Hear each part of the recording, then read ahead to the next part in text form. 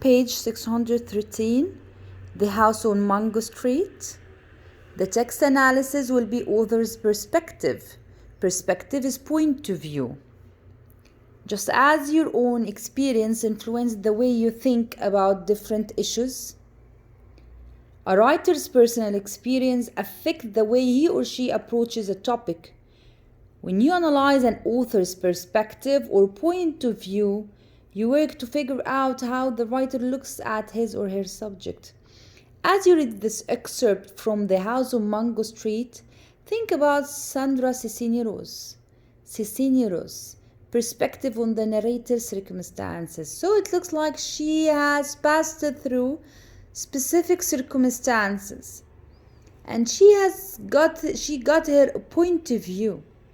When you grow up and when you write, your childhood, your adulthood will affect your writing.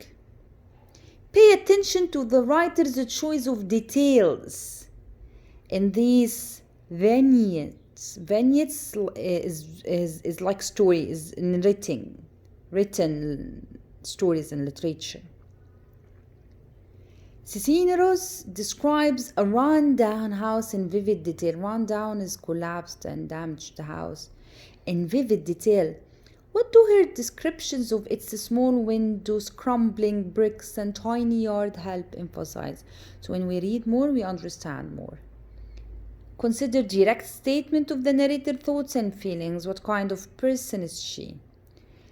She has passed through hard times in her life, and that will affect her writing.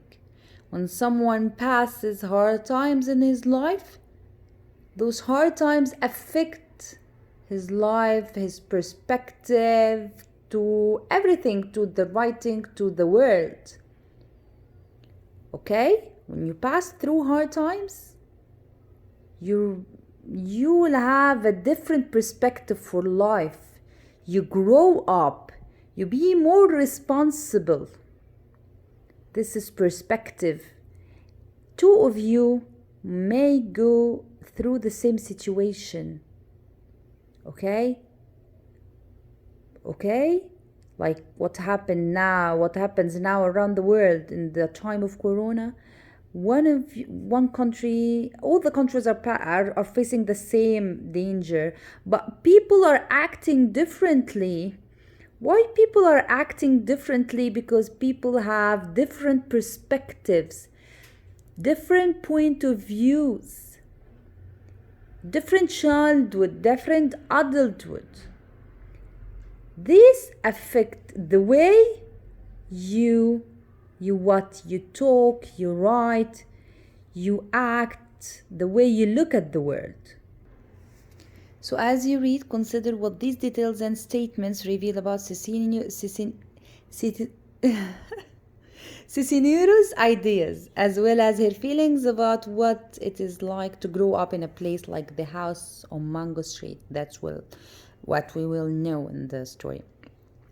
As we know, there is a skill to be taught. Make inferences about the character. What is make inference? Make inference is when you guess. When I read something plus my prior knowledge gives me the inference, gives me the guess. Writers don't usually spell out every single thing the characters are thinking and feeling. They often leave it up to the reader to make inferences. As I said to you, the same example I keep saying to you. When I know that a student woke up at 8, I understand that she is what?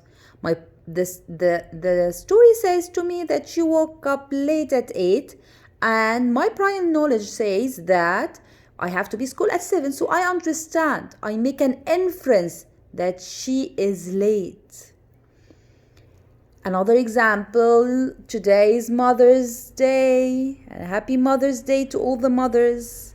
Say Happy Mother's Day to your mothers. Tell them Teacher Nada says Happy Mother's Day. So the shops are closed.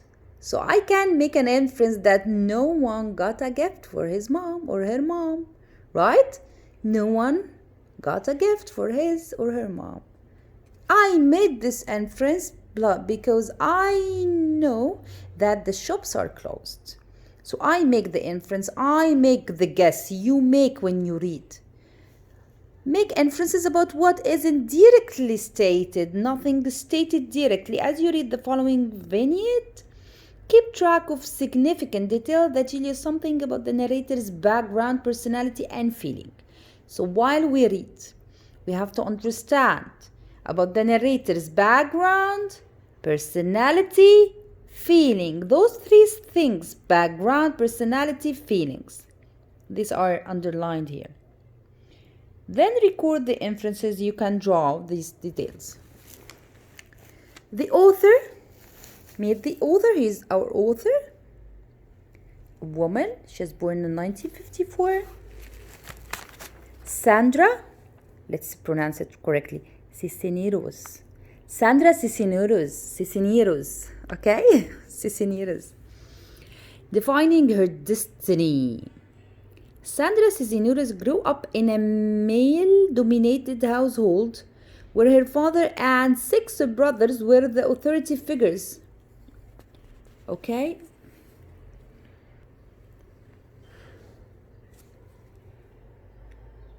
She was born where her she lived in a house. I'm just trying to make the lines clear for you.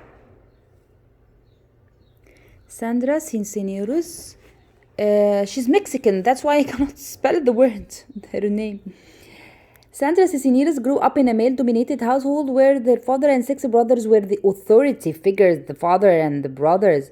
She quietly rebelled against the traditional role she was expected to play as a Mexican-American female. Because we know in those countries like here, like our countries, male are more dominant. Okay? Male-dominated house, as she says. It means that male controls.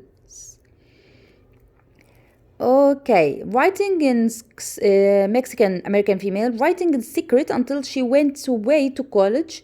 The author now uses her work to give voice to the experiences of Mexican-American women. She says, I am trying to write the stories that haven't been written, Cisneros explains. I'm determined to fill a library void. Latina power. Much of Cisneros' writing deals with the shame of poverty and the guilt that comes with rejecting certain aspects of one's culture. Rejecting the shame of poverty. When someone is poor, he feels shame. And the guilt, very poor. And the guilt that comes with rejecting certain aspects of one's culture. When they reject it, we don't want it, rebelling. Her poetry and prose are like stories, have received critical acclaim. When someone criticizes. I am a woman and I am a Latina, the author says proudly. Those are the things that make my writing distinctive, so special. Those are the things that give my writing power. Okay, so this is Sandra Cisneros, Mexican. Background to the selection. No place like home. When Cisneros was young, her family moved frequently from Chicago to Mexico City and back again. She never remained in one place long enough to make close friends, and she longed for a perfect house like ones she read about and saw on TV when she was 11. Cisneros and her family finally moved into a shabby house in a poor Chicago neighborhood. The rundown house, rundown is collapsing or not good, not in a good form. House was not the dream home she had longed for.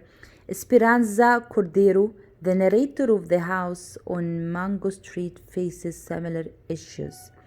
So Esperanza Cordero will be the hero or the narrator of the house on Mango Street. Thank you, girls. See you. Bye.